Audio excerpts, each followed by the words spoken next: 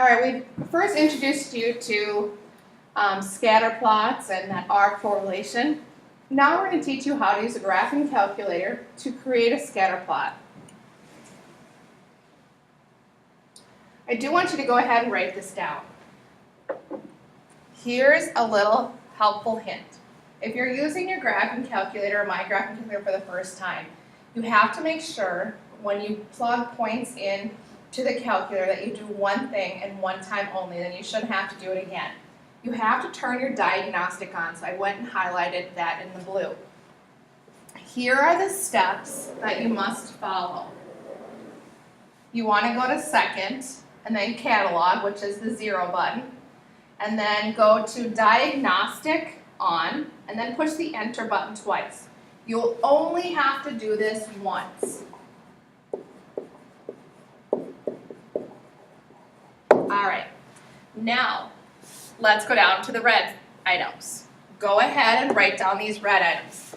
This is the steps you're going to follow to enter data into your graphing calculator. I will also post a video of an example that you can follow on YouTube to enter the data points in. And we will do an example in class together too. So you want to go ahead and push your stat button. Then you're going to edit that stat. And you're going to push enter. Then what you're going to do is you're going to enter a value of a list 1 into your calculator. So these are going to be all your x values. And then you're going to enter in list 2 all of your y values. And then you're going to go to your second button, y equals stat plot, and then graph it. And then what it does is it goes out and graphs those points for you. I have also put a little picture of what it should look like here for you. And then if you want to zoom in, zoom 9. So here's an example. You have some PSAT scores, so that's your X values, that's going to go in list 1.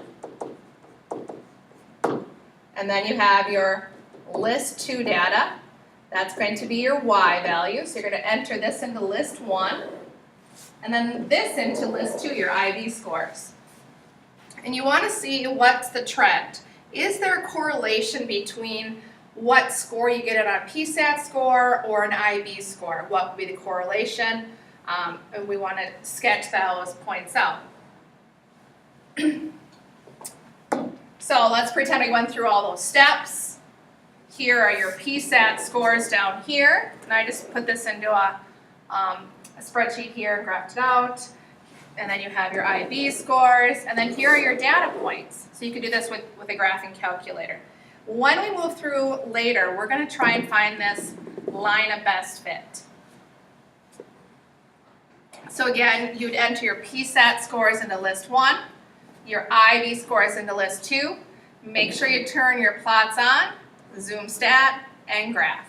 Again, we will do this example in class together too, just to make sure we know how to use the graphing calculator. You may want to try it on your own and go back and use these points here